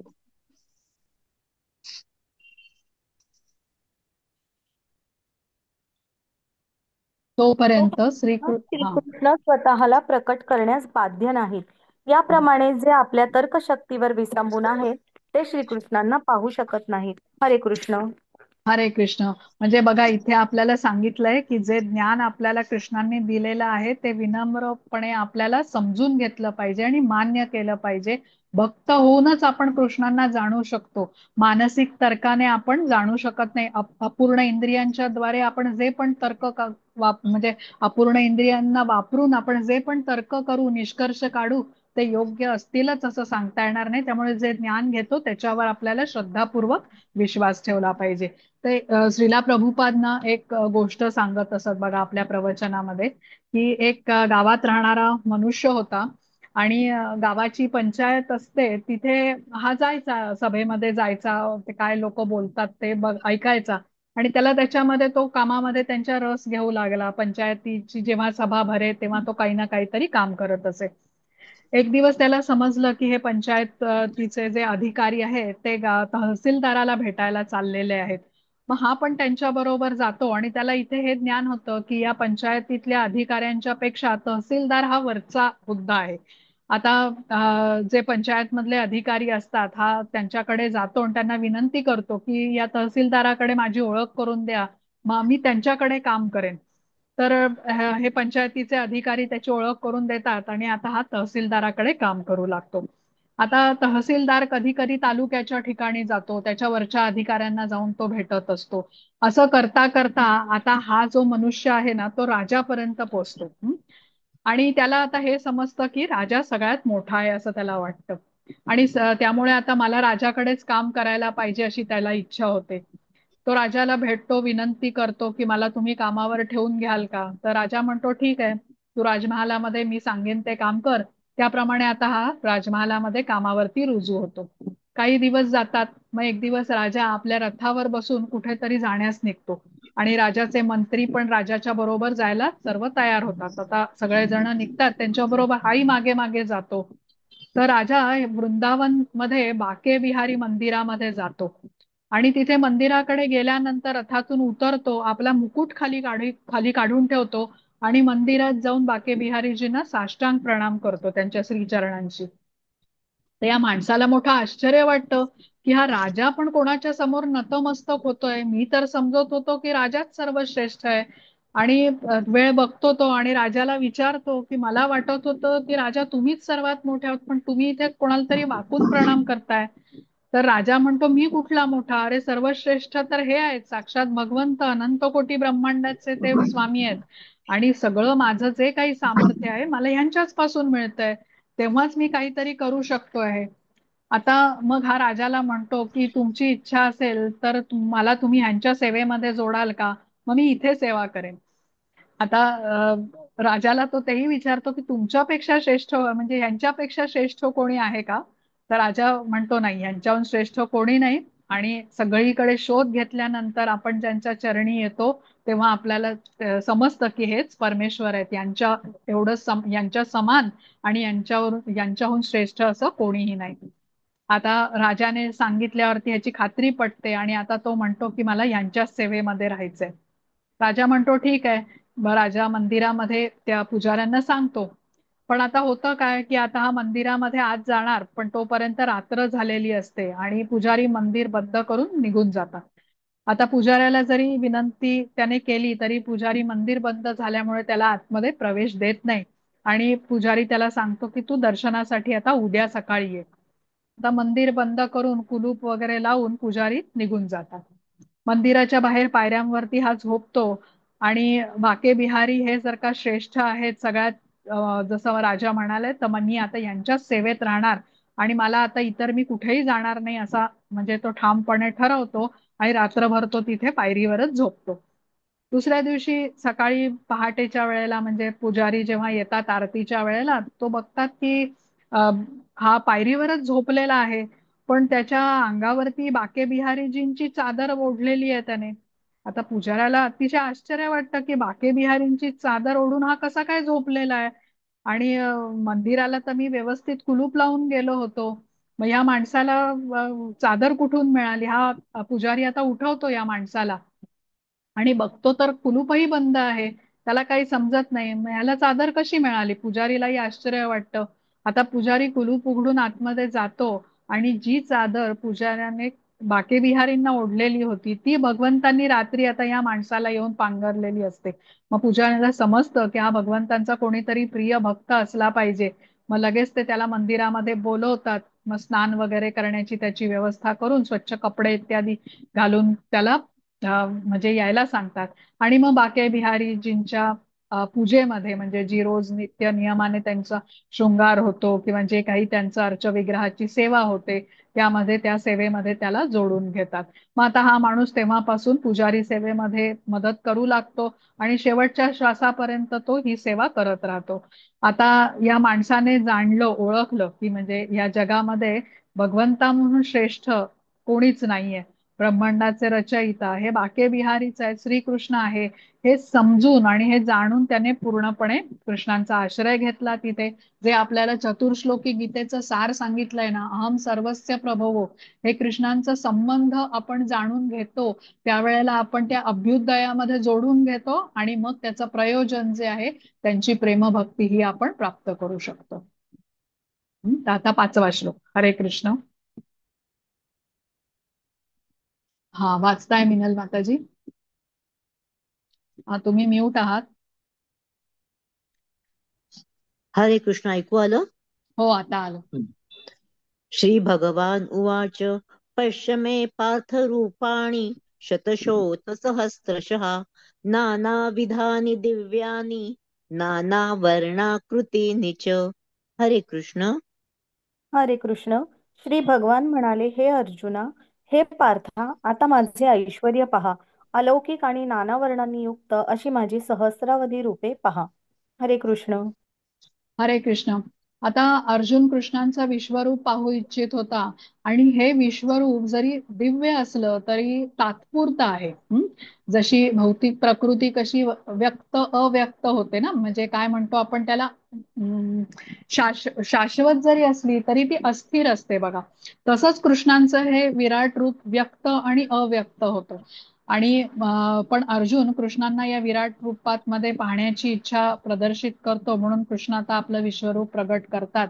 तर सामान्य मनुष्य हे विश्वरूप पाहू शकत नाही, कारण अर्थात क्षमता आहे, मर्यादित क्षमतांची इंद्रिय. त्यामुळे केवळ कृष्णांच्या कृपेने जेव्हा शक्ती प्रदान केली जाते अर्जुनाला पण, तेव्हाच दिव्य स्वरूपाचं हे दर्शन तो करू शकतो विश्वरूपाचं. आता 3 प्रकारचे लोक आपल्याला सांगितलेले आहेत बघा. जे नास्तिक असतात, आपल्याला माहितीये ज्यांचा भगवंतांवरती अजिबात विश्वास नसतो, सर्वश्रेष्ठ तर ते भगवंतांना मानतच नाहीत. आस्तिक असतात. आस्तिक म्हणजे ते भगवंतांना मानतात पण त्यांच्या स्वतःच्या भौतिक इच्छा त्यांना पाहिजे असतात, लाभ पाहिजे असतात, त्यासाठी ते भगवंतांकडे याचना करतात. आणि जे शुद्ध भक्त असतात ज्यांना भगवंतांच्या बद्दल फक्त प्रेम असतं म्हणून ते भगवंतांच्या बरोबर जोडलेले असतात. तर हे जे नास्तिक असतात ना, केवळ भोग करतात, त्यांना म्हटलं जातं, भौतिक नेत्र त्यांच्याकडे असतात त्याला चर्मचक्षु असं म्हणतात. जे आस्तिक आहेत भगवंतांची सेवा पण करतात पण कधी कधी भोग करतात. जसं आता इंद्र आहे बघा, भगवंतांची सेवाही करतो पण चुका पण करत असतो. तर हे देवदेवता असतात त्यांना दिव्य चक्षु असतात. दिव्य चक्षु असतात त्यामुळे ते दर्शनही भगवंतांचं करू शकतात. जसं हे विश्वरूपाचं दर्शन काही देवदेवतांनाही झालं, कारण त्यांना दिव्य चक्षु दिलेले असतात. पण भक्त आपण म्हणतो ना, नेहमी सेवा करतो, त्याला भगवंतांच्या बद्दल प्रेम असतं केवळ, आणि त्यासाठी तो भगवंतांकडे जोडलेले असतात, त्यांना प्रेमचक्षु म्हणतात. प्रेमचक्षुने भगवंतांचं हे जे श्याम सुंदर रूप असतं त्याबरोबर भक्ताने जोडून घेतलेलं असतं. आता हे प्रेमचक्षु असल्यामुळे विराट रूप तो बघू शकत नाही. विराट रूप बघण्यासाठी दिव्य चक्षुच असले पाहिजेत. जे दिव्य चक्षु आता अर्जुनाला कृष्ण देतात तेव्हा तो त्या विश्वरूपाचं दर्शन करू शकतो. आता माताजींनी, योजना माताजींनी काही दिवसांच्या पूर्वी बघा ब्रह्मसंहिता जे वर्गामध्ये वाचन केलेलं होतं, तर त्याच्यामध्ये एक श्लोक होता, प्रेमांजन छुरित भक्ती विलोचनेन संत सदैव हृदयेषु विलोकयन्ति यमश्याम सुंदरम अचिंत्य गुणम स्वरूपम गोविंदम आदिपुरुषम तमहम भजामी. 38वा श्लोक आहे हा त्या ब्रह्मसंहितेमधला. तर याचा अर्थ काय आहे की मी आदि पुरुष भगवान श्री गोविंद यांची पूजा करतो आणि जे श्याम सुंदर, ते स्वतः कसे आहेत, श्याम सुंदर आहेत, अचिंत्य असंख्य गुणांनी ते युक्त आहेत आणि ज्यांना भक्तगण आपल्या प्रेमरूपी नेत्रांनी आपल्या हृदयात प्रकाशित झालेले बघू शकतात. आता आपण मागच्या वर्गामध्ये जी कथा ऐकली होती ना, श्रीरंगमच्या मंदिरामध्ये चैतन्य महाप्रभू गेले होते बघा. त्यांना तो ब्राह्मण दिसला जो अशिक्षित होता पण तो गीतेचा पाठ करीत होता. आणि त्या ब्राह्मणांनी महाप्रभूंना काय सांगितलं होतं की मी माझ्या गुरूंच्या आज्ञेचं पालन करतोय, मला वाचता येत नाही पुस्तक, पण मी हातात जेव्हा हे पुस्तक उचलतो भगवद्गीतेचं तेव्हा माझ्या हृदयामध्ये कृष्णांचं रूप प्रगट होतं की ते अर्जुनाचा रथ चालवत आहेत आणि कृष्णांचं हे भक्तवत्सल रूप जेव्हा माझ्या हृदयामध्ये प्रगट होतं तेव्हा माझ्या डोळ्यातून अश्रू वाहू लागतात. तर कृष्णांचं हे जे श्याम सुंदर रूप आहे, ज्याला द्विभुज रूप आपण म्हणतो, हे कसं आहे, मानव सदृश आहे, मनुष्यासारखं आहे. त्यामुळे एका शुद्ध भक्ताच्या हृदयातच हे प्रगट होऊ शकतं. तर जेव्हा कृष्णांनी आता वृंदावनामध्ये आपल्या अनेक लीला केल्या तेव्हा भक्तांनी आणि अभक्तांनी कृष्णांना आपल्या डोळ्याने बघितलं, पण भक्तांनी कसं आहे, ह्या रूपाला आपल्या म्हणजे एखाद्या अमूल्य रत्नाप्रमाणे आपल्या हृदयामध्ये हे रूप जपलं, म्हणून ते प्रेमांजन छुरित म्हटलेलं आहे. बघता आपल्या डोळ्यांनी न बघता हृदयातून कृष्णांची अनुभूती करतो. आता प्रेम भक्ती ही जी सगळ्यात प्रगत अवस्था आहे भक्ताची, अशा ह्या स्तराला कृष्णांचं दर्शन सदैव भक्त आपल्या हृदयामध्ये करू शकतो. हे भक्ताचे प्रेमचक्षु म्हटलेले आहेत. भक्त आपल्या हृदयातून कृष्णांचं दर्शन करतो. म्हणजे आता नेमकं काय, तर आता दर्शन दर्शन किंवा दिसणं हे डोळ्यांचं कार्य आहे ना, मग हृदयातून दर्शन करतो हे कसं समजायचं. तर बघा, भक्त जसा जसा प्रगत होत जातो त्याच्यातले हृदयातले अनर्थ दूर होत जातात आणि ज्या प्रमाणात हृदय निर्मळ होतं त्या प्रमाणात हृदयामध्ये कृष्णांचं रूप प्रगट होत जातं. हृदय का, कारण ते आत्म्याचं स्थान आहे. म्हणजे कृष्णांचं हे जे श्याम सुंदर मुरलीधर, ज्यांनी मुरली हातात धरलेले त्रिभंग स्वरूप म्हटलं जातं ना, ट्रिपल बेंडिंग फॉर, हे जे रूप आहे ही मनोकल्पना नाहीये. शुद्ध भक्त आपल्या भक्तीच्या अत्युच्च अवस्थेमध्ये आत्म्याच्या चक्षुने म्हणजे प्रेमचक्षुनी हे रूप बघू शकतो, हे आपल्याला समजलेलं आहे. आता पुढचा बघूया आपण, 6वा. हरे हा कृष्ण. हा पश्यादित्यान् वसून् रुद्रान् अश्विनौ मरुतस्तथा बहून्यदृष्टपूर्वाणि पश्चाश्चर्याणि भारत. हरे कृष्ण. हरे कृष्ण. हे भरतश्रेष्ठा, आदित्य, वसु, रुद्र आणि अश्विनी कुमारांच्या विविध रूपांना आणि इतर सर्व देवदेवतांना या ठिकाणी पहा. यापूर्वी कोणत्याही मनुष्याने कधीच न पाहिलेल्या किंवा न ऐकलेल्या अनेक अद्भुत रूपांना पहा. हरे कृष्ण. हरे कृष्ण. आता इथे विश्वरूपाचं वर्णन सुरू होत आहे, पण त्याच्या आधी आपण एक गोष्ट समजून घेऊया की हे विश्वरूप दाखवण्याच्या मागचा कृष्णांचा नेमका उद्देश काय होता. बघा, आता जो चतुर्श्लोकीचा पहिला श्लोक आपण म्हटला ना, हम सर्वस्य प्रभवो, म्हणजे सर्व प्राकृत आणि आध्यात्मिक जगताचा उत्पत्ती करता मी आहे असं कृष्ण म्हणतात. सर्व काही माझ्यापासून आले, चराचरात मी व्याप्त आहे, असं कुठलंही स्थान नाही जिथे मी नाही. म्हणजे अगदी सूक्ष्माहून सूक्ष्म आणि महत्तर गोष्टीपेक्षाही महान असं असा मी आहे आणि सर्व गोष्टी त्या प्रवेश करून मी धारण पण केलेल्या आहेत. आता इथे आधीच्या अध्यायामध्ये श्रीला प्रभुपादांनी एका वृक्षाची उपमा दिलेली आहे. कसं वृक्ष कसं सर्वत्र आपली मुळं पसरवतो, तसं भगवंत आपल्या विविध शक्तींचा विस्तार करतात. आणि याच अर्थाचा एक श्लोक आपण 7व्या अध्यायातला जो 7वा श्लोक आहे, मत्तः परतरम न अन्यत् किंचित अस्ति धनंजय मयि सर्वमिदं प्रोतम सूत्रे मणिगणा इव. म्हणजे जिथे कृष्ण काय म्हणतात अर्जुनाला की धनंजया, माझ्याहून श्रेष्ठ असे दुसरं कुठलंही तत्व नाहीये, दोऱ्यात ओवलेल्या मण्यांप्रमाणे सर्व काही माझ्यामध्ये आश्रित आहे. आणि आता माळेतील दोरा आपल्याला दिसत नाही समोर, म्हणून आपण दोरा नाही असं म्हणतो का? तर नाही, तो दोरा नसला तर हे मणी इतस्ततः विखुरले गेले असते. तसंच कृष्ण या विश्वरूपामध्ये आपली सर्व ऐश्वर्य एकत्रितपणे अर्जुनाला दाखवतात. त्यामुळे ते कसे सर्व व्याप्त आहेत, जसे दोऱ्याने मणी कसे एकत्र ठेवलेले आहेत, तसे कृष्ण चराचरात व्याप्त होऊन कसे आपल्या विविध शक्तींनी या ब्रह्मांडाचं नियमन करत आहेत, या सर्व शक्ती एकत्रितपणे या विश्वरूपामध्ये अर्जुनाला कृष्णांनी दाखवल्या. आणि ते भगवंत आहेत, ते सर्व श्रेष्ठ आहेत, साक्षात परमपुरुषोत्तम भगवान आहेत, हे त्यांनी सिद्ध करून दाखवलं या विश्वरूपाच्या द्वारे. आता इथे हे वर्णन आहे सगळं, हे आपण म्हणजे वाचत जाऊ पुढे. जसं जसं आता इथे सांगितलं आहे, आदित्य, वसु, रुद्र, अश्विनी कुमार हे सर्वांना मी या देवदेवतांना या ठिकाणी पहा.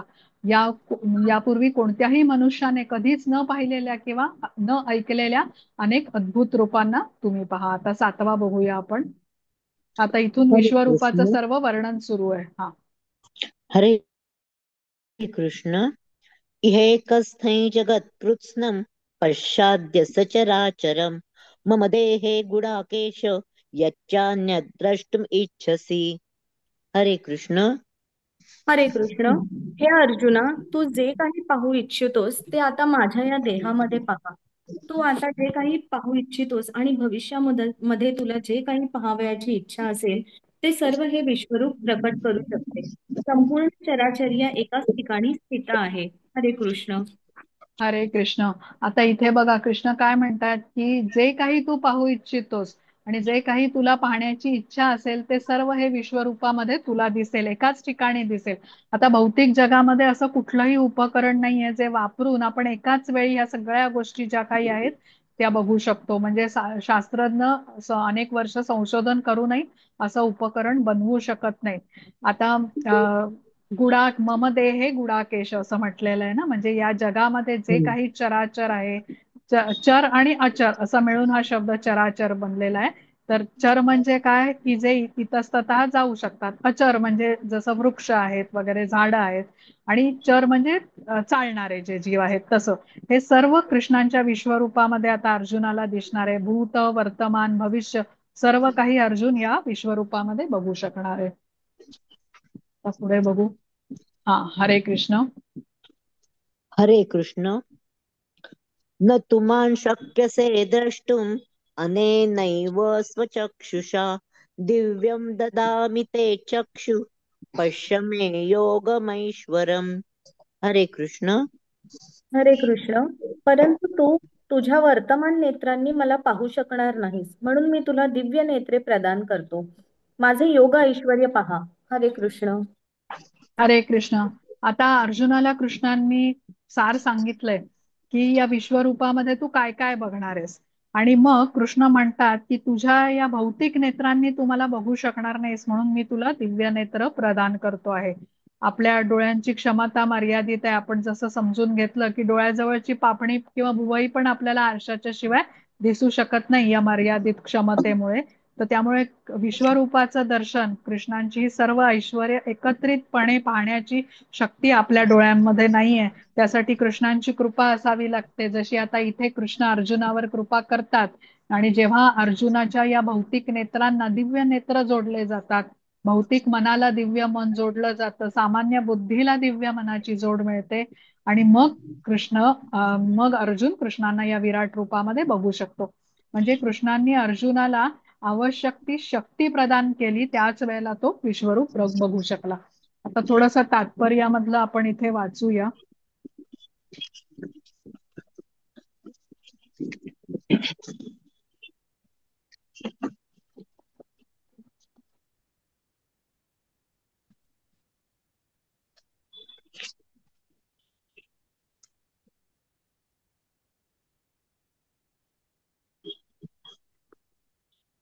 हा, शेवटचा पॅराग्राफ योजना माताजी वाचता का? हे बघा, वस्तुस्थिती ही आहे. हो, वाचते. हरे हा. कृष्ण. वस्तुस्थिती ही आहे की भक्तगण या विश्वरूपाचे दर्शन घेण्यास फारसे उत्सुक नसतात, परंतु श्रीकृष्णांच्या वचनांना सिद्ध करण्याकरिता विश्वरूप पाहण्याची अर्जुनाला इच्छा होती. यामुळे भविष्य काळातील लोक जाणू शकतील की श्रीकृष्णांनी स्वतःला केवळ सिद्धांत रूपाने किंवा तात्विक दृष्ट्या भगवंत म्हणून प्रस्तुत केले नाही, तर स्वतःचे मूळ रूप अर्जुनासमोर प्रस्तुत केले. अर्जुनाने या गोष्टीला पुष्टी देणे आवश्यक आहे, कारण अर्जुनापासून परंपरेचा प्रारंभ होणार होता. जे खरोखर भगवान श्रीकृष्णांना जाणण्यास उत्सुक आहे आणि ज्यांना अर्जुनाच्या पदचिन्हांचे अनुसरण करण्याची इच्छा आहे, त्यांनी जाणले पाहिजे की श्रीकृष्णांनी केवळ सिद्धांत रूपाने स्वतःला परमेश्वर म्हणून प्रस्तुत केले नाही, तर वास्तविकपणे स्वतःला भगवंत म्हणून प्रकट केले. भगवंतांनी आपले विश्वरूप पाहण्याकरिता आवश्यक ती शक्ती अर्जुनाला प्रदान केली, कारण आम्ही पूर्वीच सांगितल्याप्रमाणे भगवंतांना माहित होते की अर्जुन विराट रूप पाहण्यास विशेष इच्छुक नव्हता. हरे कृष्ण. हरे कृष्ण. आता 9वा बघूया आपण. हरे कृष्ण. संजय उवाच एवमुक्त्वा ततो राजन् महायोगेश्वरो हरिः दर्शयामास पार्थाय परमं रूपमैश्वरम्. हरे कृष्ण. हरे कृष्ण. संजय म्हणाला, हे राजा, या प्रकारे बोलून महायोगेश्वर पुरुषोत्तम भगवंतांनी आपले विश्वरूप अर्जुनाला दाखवले. हरे कृष्ण. हरे कृष्ण. आता या श्लोकामध्ये कृष्णांना अर्जुन महायोगेश्वर असं संबोधतोय. महायोगेश्वर म्हणजे परमयोगी, सर्व योग्यांमधला सर्वश्रेष्ठ जो योगी आहे तो. आता योगी म्हटल्यावरती त्यांच्याकडे काही सिद्धी असतात. आपण हे समजून घेतलं की या सर्व सिद्धींचे उगम कोण आहेत? कृष्ण आहेत. जशी आता ह्या योगींना सिद्धी असल्यामुळे आपण अणिमा, लघिमा, महिमा या ज्या सिद्धी बघितल्या, त्यांनी त्या काहीतरी गोष्टी म्हणजे करून दाखवतात ना. तसंच म्हणजे वजनाने अति हलकं होणं किंवा खूप जड होणं, या सिद्धींच्यामुळे त्यांना ते शक्य होतं योगींना. तसंच आता इथे कृष्ण आपलं विश्वरूप प्रकट करणारे जी पण एक सिद्धीच आहे. आता पुढचं बघूया 10वा. दोन्ही एकत्र वाचायचे. हो, 10वा 11वा एकत्र. 11वा वाचू एकत्र. हा. हरे हो. कृष्ण. अनेक वक्त्र नयनम अनेकाद्भुत दर्शनम अनेक दिव्याभरणम दिव्यानेकोद्यतायुधम दिव्यमाल्याम्बरधरं दिव्यगन्धानुलेपनं सर्वाश्चर्यमयं देवम् अनंतं विश्वतोमुखम्. हरे कृष्ण. हरे कृष्ण. अर्जुनाने या विश्वरूपात असंख्य मुखे, असंख्य नेत्र, असंख्य अद्भुत दृश्ये पाहिली. हे रूप अनेक अलौकिक अलंकारांनी विभूषित झालेले आणि अनेक दिव्य शस्त्रांनी सज्ज झालेले होते. या विश्वरूपाने दिव्य वस्त्रे आणि माळा धारण केल्या होत्या आणि अनेक दिव्य सुगंधी द्रव्यांचा त्यांच्या शरीराला लेप दिला होता. विश्वरूपाच्या बाबतीत सर्वच अद्भुत, तेजस्वी, अनंत आणि सर्वव्यापी होते. हरे कृष्ण. हरे कृष्ण. आता इथे तुम्ही जर का बघितलं श्लोकामध्ये वर्णन कसं केलेलं आहे. अनेक वस्त्र, अनेक नयनम, अनेक अद्भुत दर्शनम, अनेक अनेक असा शब्द आलेला आहे खूपदा. तर यावरून अमर्याद रूपाचं म्हणजे कल्पना आपण करू शकतो. असंख्य नेत्र, असंख्य भुजा, असं किती ते विराट असेल, अद्भुत असं ते रूप आहे जे या विश्वरूपाचं वर्णन केलेलं आहे. आता आपण बघू पुढचं. हा. हरे कृष्ण. 12वा. हरे कृष्ण. दिवि सूर्यसहस्रस्य भवेद्युगपदुत्थिता यदि भासदृशी सा स्यात् भासस्तस्य महात्मनः. हरे कृष्ण. हरे कृष्ण. आकाशामध्ये एकाच वेळी जर हजारो सूर्यांचा उदय झाला, तर कदाचितच त्यांचे तेज भगवंतांच्या विश्वरूपातील तेजाची बरोबरी करू शकेल. हरे कृष्ण. हरे कृष्ण. या श्लोकामध्ये संजय धृतराष्ट्राला वर्णन करून सांगतोय, तो जे काही बघतोय त्या दृश्याचं ते कसं अद्भुत आहे हे तो धृतराष्ट्राला सांगतोय. तर संजय आणि धृतराष्ट्र हे युद्धभूमीवर नव्हते, पण व्यासदेवांच्या कृपेने संजय सर्व घटना ज्या युद्धभूमीवर सुरू होत्या त्या पाहू शकत होत्या. आणि आता तो वर्णन काय करतोय की म्हणजे सूर्यासारखं हजारो सूर्य एका वेळी उदय होतील असं तेज त्या भगवंतांच्या विश्वरूपाचं होतं असं सांगतोय. आता सूर्याचं तेज बघा, आपण जेव्हा उगवता सूर्य असतो क्षणभर आपण बघतो. मध्यान्नीच्या सूर्याकडे आपल्याला बघण्याची म्हणजे आपल्या क्षमताच नाहीये. आणि इथे काय म्हटलेलं आहे की हजारो सूर्यांचं तेज म्हणजे किती तेज असेल याची आपण कल्पना पण करू शकत नाही. आणि इतक्या सर्व सूर्यांचा उदय एका वेळी झाला तर असं ते म्हणजे अवर्णनीय असं हे तेज या विश्वरूपाचं होतं हे आपल्याला सांगितलेलं आहे. आता 13वा. हरे कृष्ण. तत्रैकस्थं जगत्कृत्स्नं प्रविभक्तमनेकधा अपश्य देवदेवस्य शरीरे पांडवस्तदा. हरे कृष्ण. हरे कृष्ण. त्यावेळी अर्जुनाने भगवंतांच्या विश्वरूपामध्ये एकाच ठिकाणी स्थित असलेली परंतु अनंत ग्रहांमध्ये विभागलेली ब्रह्मांडांची विस्तृत रूपे पाहिली. हरे कृष्ण. हरे कृष्ण. आता अर्जुन आणि कृष्ण एका रथावर आरूढ होते. तेव्हा अर्जुनाने या विश्वरूपाचं दर्शन केलं. पण युद्धभूमीवरती इतर उपस्थितांना मात्र या विश्वरूपाचं दर्शन होऊ शकलं नाही. कारण हे विश्वरूप बघण्याची जी क्षमता होती, जी दिव्य शक्ती होती, ती कृष्णाने केवळ अर्जुनालाच प्रदान केली होती. त्यामुळे रथावर आरूढ असतानाच बसून तो हा म्हणजे विश्वरूप हे बघू शकला. अर्जुन आणि कृष्ण यांच्यामध्ये काय चाललंय, कसला संवाद होतोय, हे इतर कोणाला समजू शकलं नाही.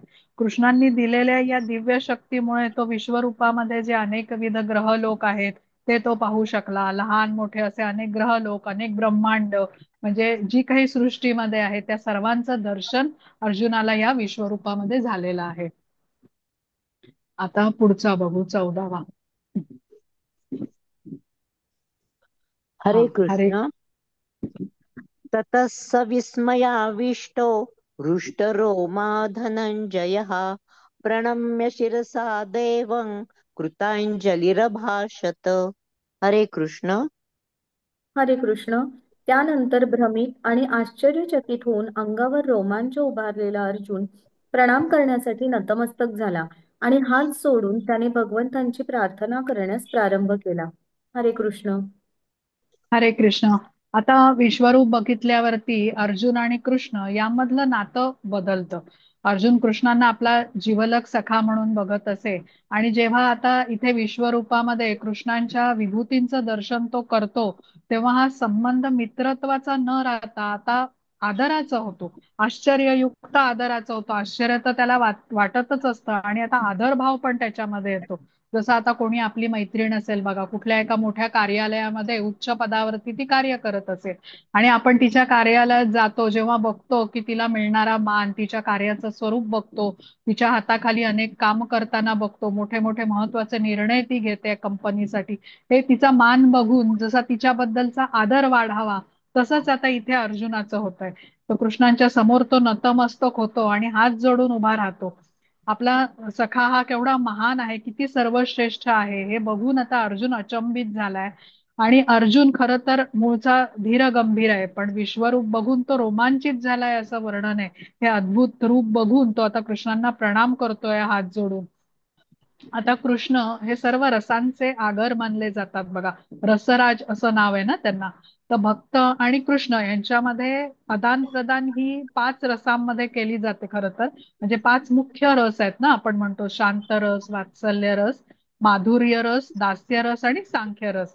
तर याशिवाय 7 गौण रस पण असतात. म्हणजे एकूण 12 रसांमधले हे 5 प्रमुख आणि हे 7 गौण रस म्हणजे हास्य रस, अद्भुत रस, वीर रस, कारुण्य रस, रौद्र रस, भय रस आणि बिभत्स रस. तर आता इथे अर्जुन आधी कुठल्या सख्य रसामध्ये जोडलेला होता ना कृष्णांच्या बरोबर. इथे अर्जुन कृष्णांच्या बरोबर सख्य रसामधून आता अद्भुत रसाने जोडला जातो. आणि भगवंतांचं हे जे अद्भुत असं विश्वरूप बघून तो या अद्भुत रसाने प्रभावित झाला असं म्हणूया. म्हणजे साख्य रसापेक्षा आता त्याच्यावरती अद्भुत रसाचा प्रभाव अधिक जास्त होताना दिसतोय. आता 15वा बघूया. हा. हरे हरे कृष्ण. कृष्ण. अर्जुन उवाच पश्यामि देवांस्तव देवदेहे सर्वांस्तथा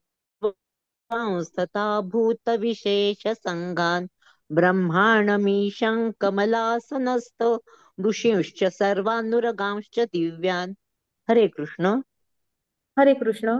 अर्जुन म्हणाला, हे भगवन, हे कृष्ण, मी तुमच्या शरीरात एकत्रित झालेल्या सर्व देवतांना आणि इतर विविध जीवांना पाहतो. कमलासनावर बसलेल्या ब्रह्मदेवांना तसेच भगवान शंकर, सर्व ऋषी आणि अलौकिक सर्पांना मी तुमच्या देहामध्ये पाहतो. हरे कृष्ण.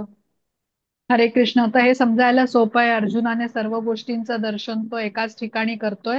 कारण सगळ्या ऐश्वर्यांची झलक कृष्ण आता ह्या रूपामध्येच दाखवणार आहेत त्याला. म्हणून म्हटलंय एकत्रित झालेल्या देवतांना, विविध जीवांना, ब्रह्मदेव, शंकर, सर्व ऋषी आणि अलौकिक सर्प हे सर्व तो पाहू शकतोय. हा, आता 16वा.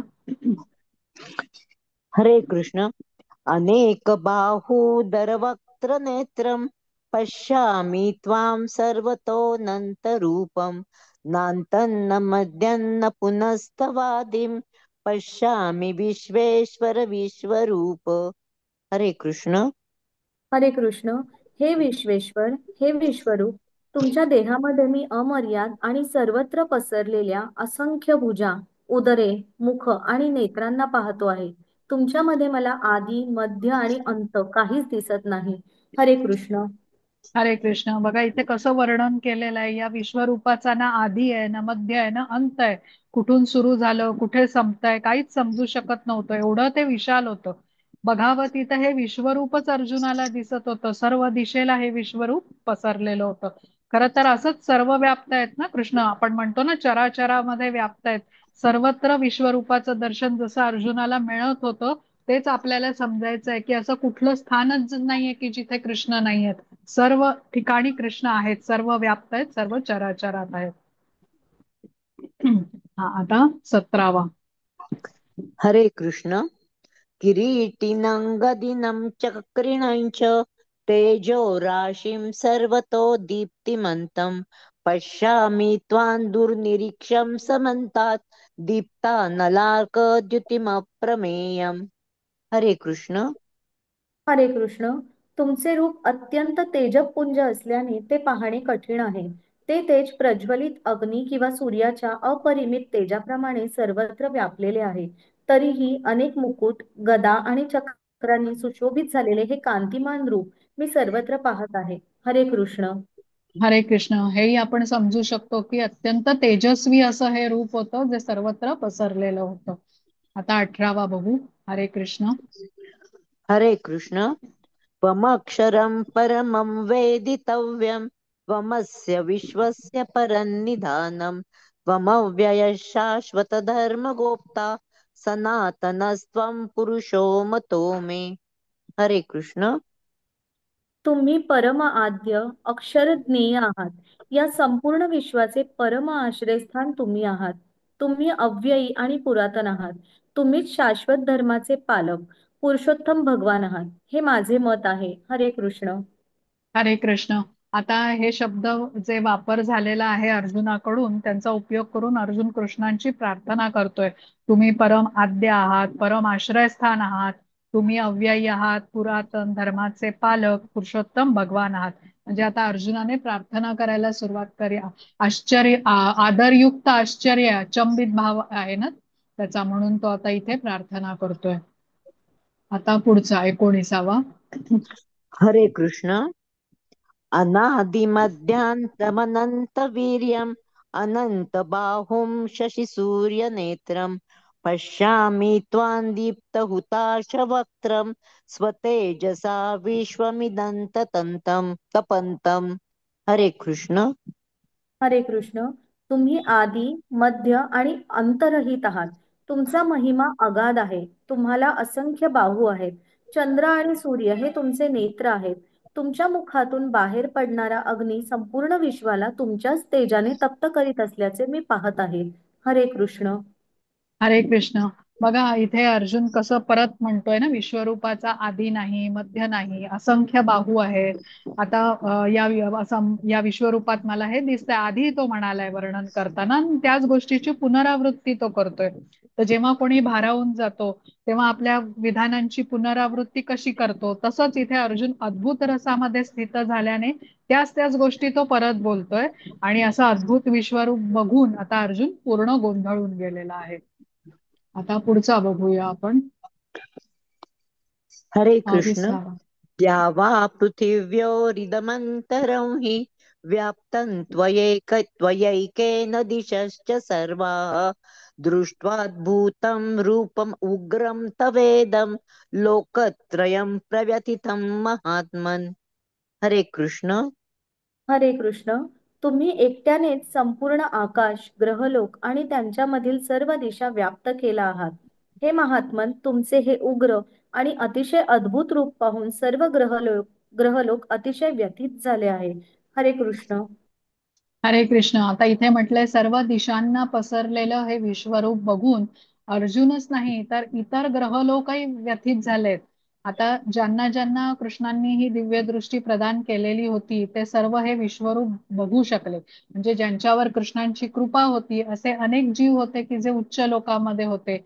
त्यांनाही कृष्ण कृपेने ही दिव्य दृष्टी प्राप्त होती, त्यामुळे अद्भुत अशा या विश्वरूपाचं दर्शन ते करू शकले. आणि इथे उच्च ग्रह देवदेवता यांना या विश्वरूपाचं दर्शन झालं हे या या श्लोकावरून आपल्याला समजू शकतं. म्हणजे अर्जुनाच्या व्यतिरिक्त आपण कोणी कोणी दर्शन केलं म्हणायचं तर हे इथे या श्लोकावरून समजतं आपल्याला. आणि सर्व व्याप्त चहू दिशांना पसरलेलं हे रूप बघून आता हे सर्वच भयभीत होऊ लागलेत आणि कृष्णांना हात जोडून शरण जात आहेत आपलं रक्षण व्हावं यासाठी. आता 21वा बघू आपण. 25 पर्यंत आज आपण पूर्ण करू. हरे कृष्ण. अमीहि त्वां सुरसङ्गा विशन्ति केचिद्भीता प्राञ्जलयो गृह्णन्ति स्वस्तीत्युक्त्वा महर्षि सिद्धसङ्गाः स्तुवन्ति त्वां स्तुतिभिः पुष्कलाभिः. हरे कृष्ण. हरे कृष्ण. सर्व देवतागण तुम्हाला शरण येऊन तुमच्यामध्ये प्रवेश करीत आहेत. त्यांच्यापैकी काही अत्यंत भयभीत झाल्यामुळे हात जोडून तुमची प्रार्थना करीत आहेत. महर्षीगण आणि सिद्धगण स्वस्ती, शांती असे म्हणून वैदिक स्तोत्रांनी गायन करून तुमची स्तुती करत आहेत. हरे कृष्ण. हरे कृष्ण. आता हे श्लोक वाचून आपल्याला समजतं की अर्जुनाने विश्वरूप पाहणं हे काही स्वप्न नव्हतं. स्वर्गामधील उच्च लोकातील देवदेवता काही इतर जीवांनी पण या विश्वरूपाचं दर्शन ते करू शकलेत.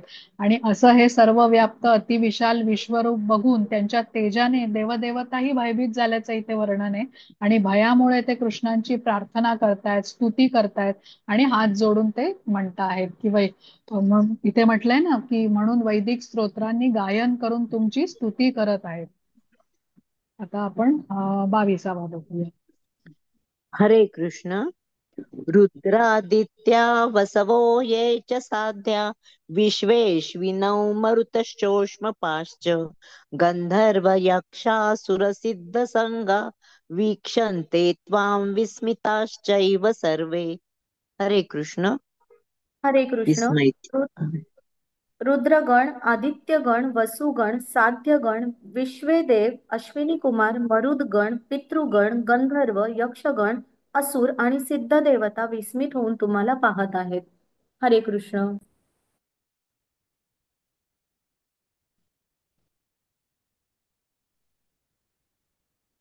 हरे कृष्ण.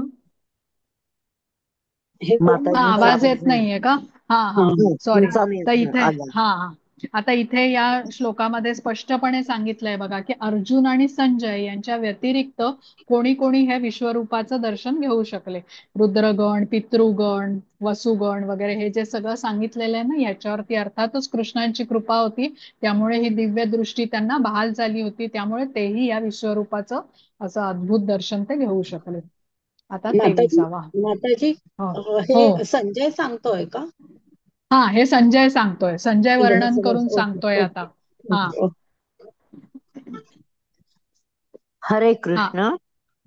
रूपं महत्ते बहुवक्त्र नेत्रं महाबाहो बहुबाहुरुपादं बहुदरं बहुदंष्ट्राकरालं दृष्ट्वा लोकाः प्रव्यथितास्तथाहम्.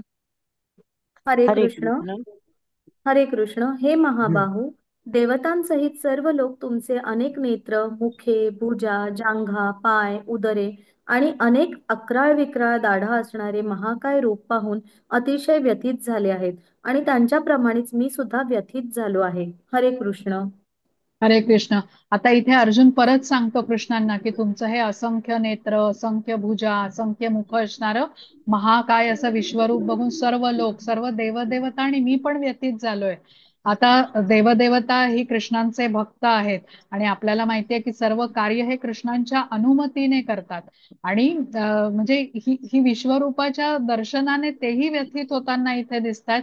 कृष्णांची शक्ती काही देवदेवतांनाही त्यांनी दिव्य दृष्टी बहाल केल्यामुळे ते बघू शकत होते. आणि हे अद्भुत म्हणजे जे काय म्हणतात ते अकल्पनीय असं रूप बघून देवदेवताही भयभीत होताना दिसतात, व्यथित होताना दिसतात, हे इथे सांगितलेलं आहे.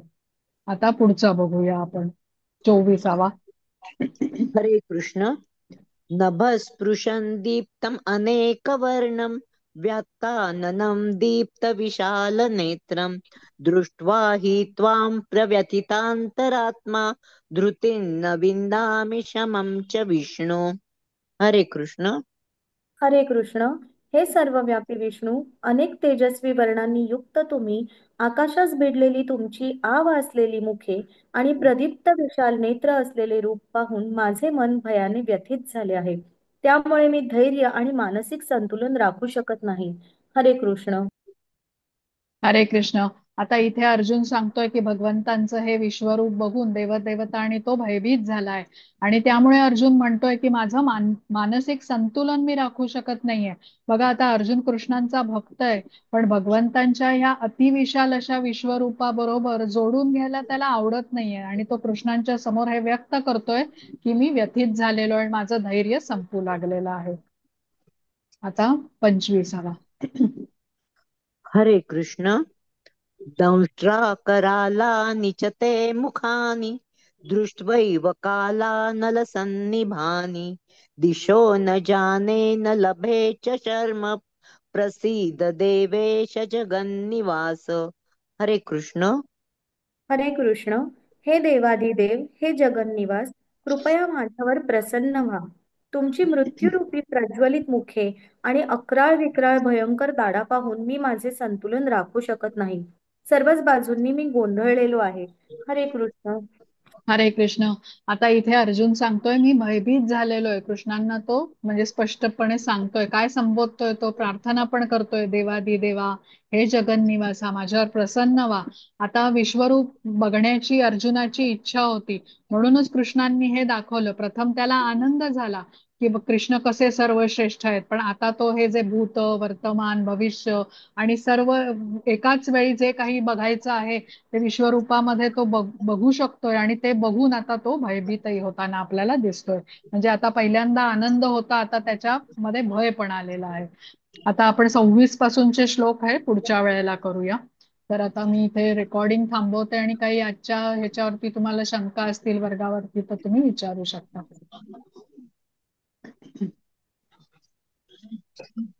हे वर्णन त्यांनी किती असं डोळ्यात